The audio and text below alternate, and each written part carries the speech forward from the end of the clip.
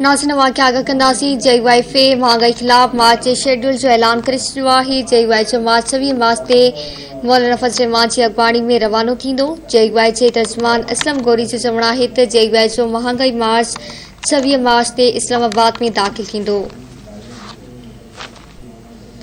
असलम गौरी जो चवणु हो त महांगाई मार्च शाम जो 5 वॻे इंटरचेंज ते पहुचंदो।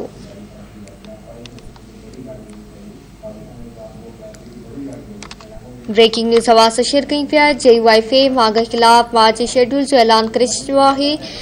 JY जो मार्च 26 मार्च ते मौलाना फज़ल रहमान जी अॻुवाणी में रवानो थींदो। JY जे तर्जुमान असलम गौरी जो चवणु आहे त JY जो महांगाई मार्च 26 मार्च ते इस्लामाबाद में दाख़िल थींदो।